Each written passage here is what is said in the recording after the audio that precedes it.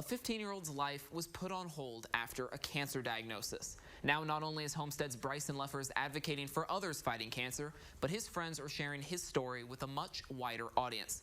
One of those friends, Anthony Gary, has won Student Broadcast Awards for sports coverage, and Morgan Gillette has worked on professional music videos across the country. But this documentary with Bryson was much more personal. Take a look. Bryson Leffers, to let his friends describe him, a star athlete, fun guy, and beloved son, whose life changed in the blink of an eye. When Bryson was just 15, he started struggling to catch his breath on this Homestead High School track. This eventually led him to the hospital. They told my mom they didn't know if I'd come out alive. Like, if anything went wrong, that's that. And there's nothing they could do because my airway was so compressed. The diagnosis? Stage 3 T-cell lymphoblastic lymphoma. And at first, he wasn't comfortable talking about his cancer. Once I came back to school, started getting back to being me, I guess, I realized that it's something not to be ashamed of. Like, I should embrace it. Like, I beat cancer, or I'm fighting cancer. That's something to be proud of, not something should try to hide. That's where Bryson's friends, Anthony Gary and Morgan Gillette, come in. When I found out the news that he had cancer, I just wanted to be able to tell his story because it's such an amazing one and he's such a great friend and person to everybody. What was supposed to be a feature project for a Homestead media class turned into an 18-minute documentary. The best in-depth video story in the state, according to the Indiana Association of Student Broadcasters.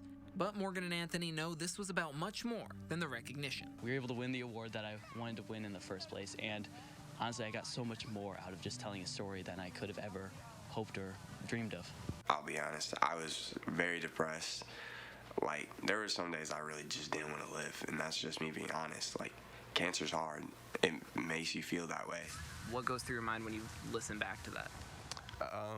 Thinking about it now, like, looking back on it, I mean, it's true. Like, all of it's true. Cancer is hard. Cancer does make you feel that way. There are some days where you just don't want to get out of bed. I didn't want to look at myself. Looking at myself made me cry. Are you through those darkest days, you think?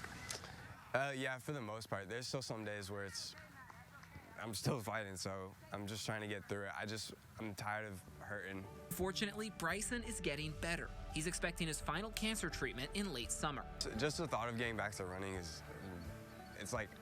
well, I've been chasing it ever since I got sick. Like, I just want to get back into sports, get back into doing what Bryson does, and I like being athletic, I like working out, I like pushing myself, and not being able to do that's been really hard on me. So in the meantime, he's using his pain to help others. You can just listen to Bryson's words when he says that he's just giving information for kids that are going through his situation, to just keep fighting on. But there's a light at the end of the tunnel. He went through hell and back and he made it out, and he's doing great, and it shows how important family is and friends are throughout the whole process. Including a couple friends who will help share your story.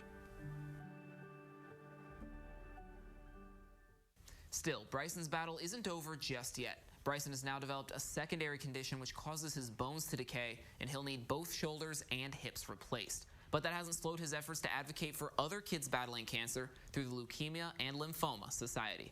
We'll have more information on how to get involved with LLS on our website, WFFT.com.